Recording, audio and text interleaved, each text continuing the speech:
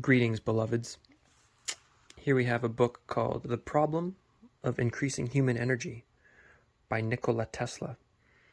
It is jam-packed with everything and very simple to read. It's quite amazing.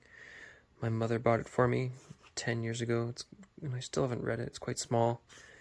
It also has no page numbers. Every new thing I read I'd like to share, but just bear with me for this one page. The great possibilities offered by iron for increasing human performance.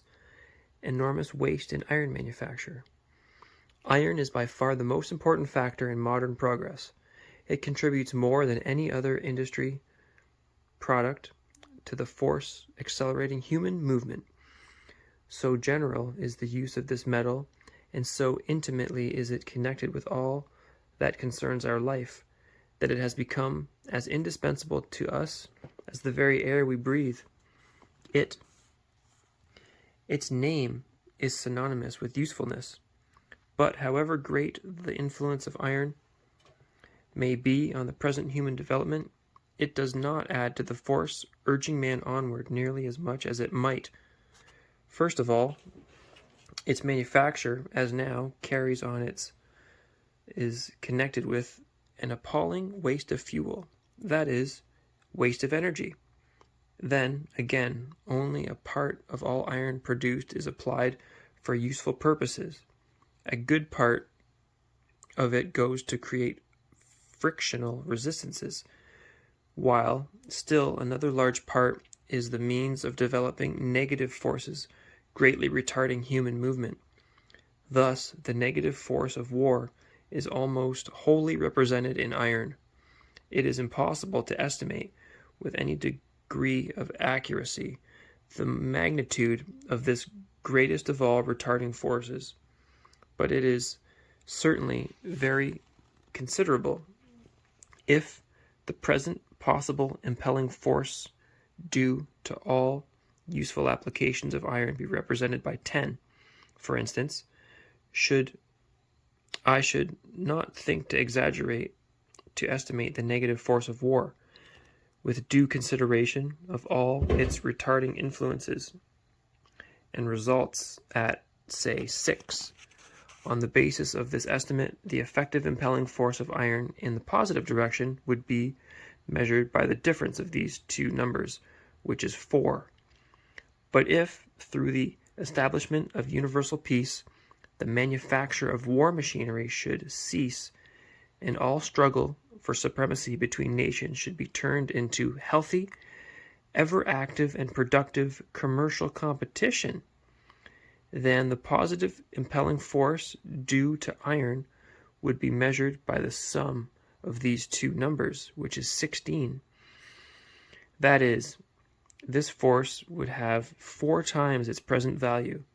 This example is, of course, merely intended to give an idea of the immense increase in the useful performance of mankind, which would result from a radical reform of the iron industries supplying the implements of warfare.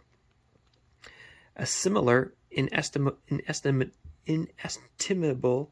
advantage in the saving of energy available to man would be securing and obviating the great waste of coal, which is inseparably connected with the great methods of manufacturing iron.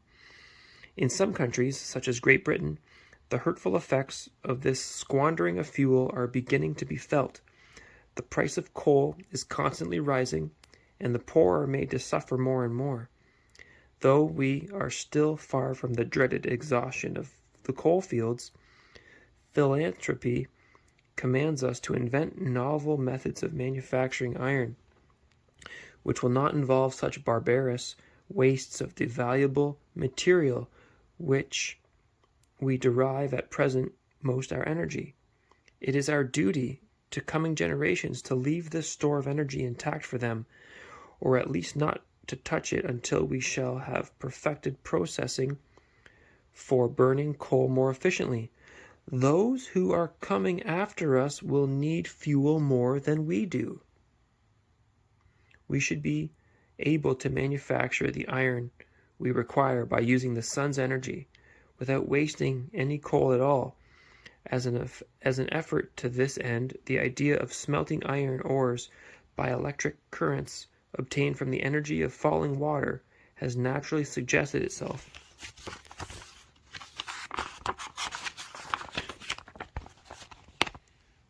To many, I have myself spent much time in endeavoring to evolve such a practical process which would enable iron to be manufactured at small cost.